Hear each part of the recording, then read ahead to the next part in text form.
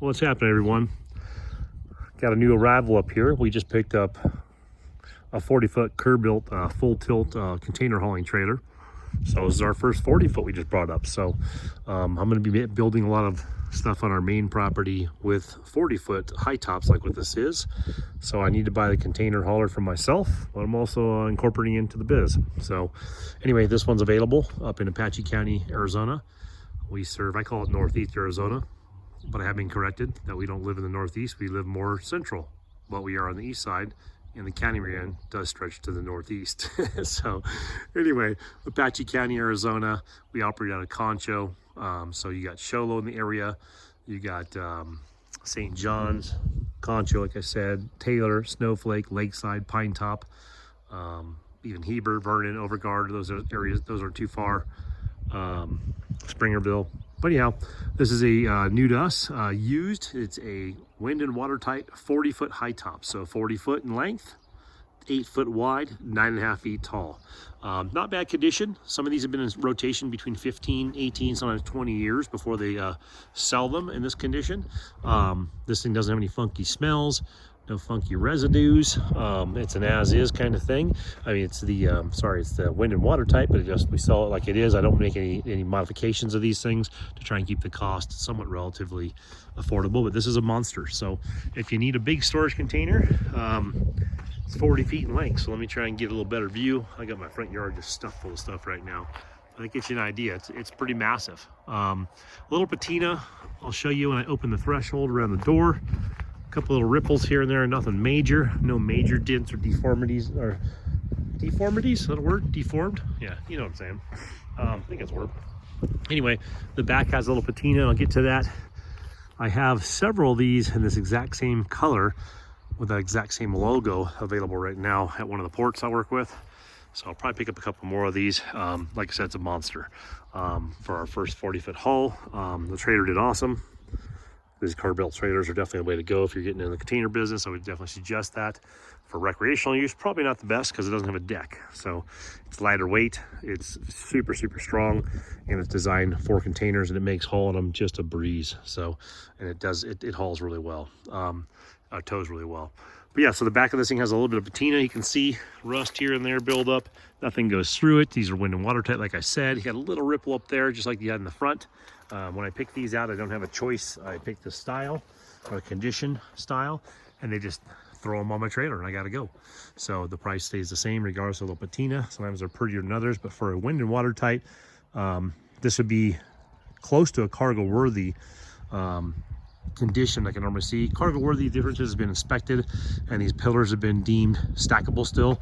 This one would qualify for that inspection. It just wasn't done, so it isn't called a cargo worthy. It's called a wind and watertight. But let me go back around the other side here. We'll open this thing up and get you a better view of what's going on inside here. If you guys are building, I'm going to build with some one trips. Obviously, I get a pretty good deal on them because I've been buying, somewhat in bulk this last year. This would be a suitable one for building as well. If you don't care what they look like, you want them to look rough and rustic, this is perfect.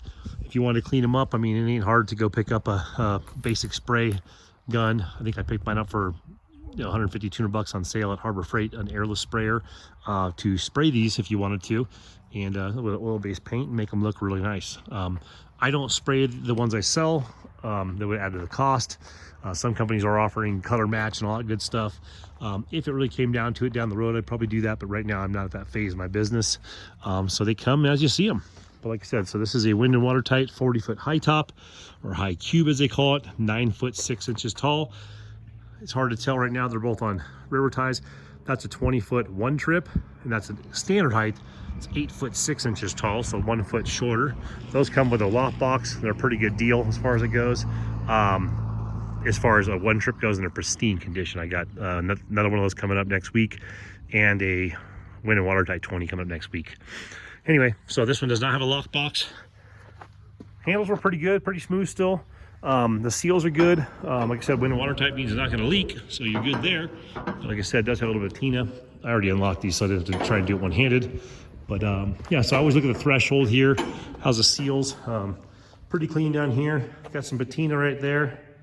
Little patina right there, right there, right there. So that's stuff, if you really were concerned about it, you could go ahead and sand that and paint it, make it look pretty, or prime it for longevity. That's something that you could do for, you know, 15 bucks on your own, or I could do and charge you $200. So you don't want to, any add-ons for the companies that buy, sell, and deliver these things, they charge a premium. I'm not in that portion of the business, like I said, but I mean, I'm just being sarcastic, but that's, you know, it adds up for 15, 20 bucks of resources on your own, make that thing look pretty. You could do yourself, or the companies will charge you accordingly. But yeah, everything lines up good. The seals are good. The rubber still lines up and seals well. The inside, there's no major issues. There looks like a patch years ago in this thing. You could tell it was patched, you know, during its tenure with a container company, because it's patched with a container piece and welded, not, you know, epoxy. They're looking like crap. The roof's solid on this thing, and that's a solid patch with solid welding. So floor's in good shape. These floors are pretty insane. I think they're like an inch and 7, 8 something. I can't remember the actual measurement, but it's thick. These floors are no joke. So this floor's in really good shape. Some of these containers have been in use for about 15 to 20 years. So wind and watertights are normally 15 plus from what I've seen. So if this is 15 to 20 years ago and in and out of this thing and loading, it's done pretty well. Got a little bang mark right there, a little bang mark right down there. And other than that, the sidewalls, it looks a little funky because of the paint and stuff like that, different colors over the course of the years, but it doesn't have any major blemishes or issues right there. So it's 3 or 4 little spots, and that's about it. As I walk back, you can kind of see how clean the shape is. It's dirty. I don't wash them out. You guys can wash them when you get them if you want to make them pretty, but they're turnkey. You could go ahead and load stuff in this tomorrow and be stored and be good. But yeah, so this is a 9'6" tall ceiling in this one. Let me get a little better view from over here in the angle. It's massive, like I said.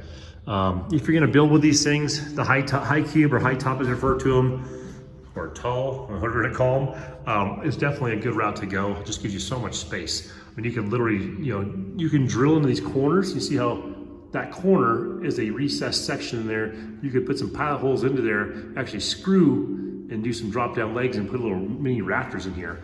You could do 2 feet of rafters and still have 7.5 foot of clearance in here. So the 9'6" tall ceiling really creates a little bit different setup for what you want to do for a garage. Little blemish right there too. So those are, as I said, about 1, 2, 3 little bumps there and 4 bumps on the walls. And that's about it. So this one isn't too bad. Like I said, the floor's in pretty good shape. Once again, floor. Some people insulate these things from the bottom. Some people insulate and put like a floor in here if you want to turn this into a tiny house or something. But for storage, this thing is just, you know, it's massive. I'm gonna actually pulling out my workshop and my storage container behind my fence line on the small property we're on right now. And I'm gonna put one of these 40-foot high tops, but most likely a one trip. So it cost me a pretty penny, but it'll be brand new and beautiful. But I'm gonna put one of these right in the center of where my 2 containers used to be, or are right now, but will be used to be by the time I put this in there. And I'm gonna build a 12-foot by 40-foot long lean-to on one side and a 15 by 40-foot enclosed kind of a pole barn style lean-to on the other side. And what I mean enclosed is one side will have walls all the way down to the floor level, that side. Then this side will have a lean-to, and what I mean by a lean-to, it'll come off of this wall out, down 12 feet, but it'll only have like a 5-foot tall, 4-foot tall wall and have open air. So I can just store supplies and things like that out there for our animals. And the other side would be if I wanted to work on a project, you know, on one of my vehicles, I can get out of the wind and whatnot. So on this particular side, I would blow out probably, well, maybe 12 feet, maybe I'll do 12 on each side. Run a header board on this thing, go out 12 feet, come down with poles, also a pole barn, stand poles in the ground, shoot your 2x4s across, and then sheet this thing with some sort of exterior siding. And then on the top of here, I'll run a 4x4 board down both of these, and then run a teepee style roof up there, and I can have rafters if I want to. I can pop a hole in this thing and have rafters up there to store. So it'll be a massive project. It'll be a lot of wood. It won't be the cheapest thing on the planet, but it'll be something a little more permanent. Kind of basically a pole barn, but with your center piece will be a 40-foot high top shipping container. So as I do that, I'll document that obviously. That's for the small property we're on right now with a little manufactured home. And our big property, I'm using 3 of these to actually create a workshop in a U shape, all the same height. and it's going to be just a massive project. That will be a year to year and a half down the road.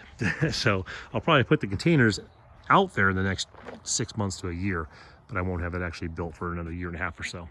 Anyway, guys, this is up in, like I said, Apache County, Arizona. I operate at Concho. If you have any questions, let me know. The going price on something like this right now, current market value, like I said, the videos will be dated if you watch this months from now, but these are going to go for about $6,500 for a wind and watertight 40-foot high cube, 9 foot 6 inches tall, 8 feet wide, 40 foot long. If you have any questions, put them down in the comment section. If you're looking for something, let me know. I do barter and trade as well, so if you got something that's worth the while, give me a holler. I'm into UTVs, dirt bikes, adventure bikes, Jeeps, all kinds of stupid stuff that I can go off-roading, hurt myself, and spend more money repairing. I'm into all that. All right, guys. Hope everyone's staying safe out there, and good luck on everything you're building and working on. If you need help, obviously reach out. Take care.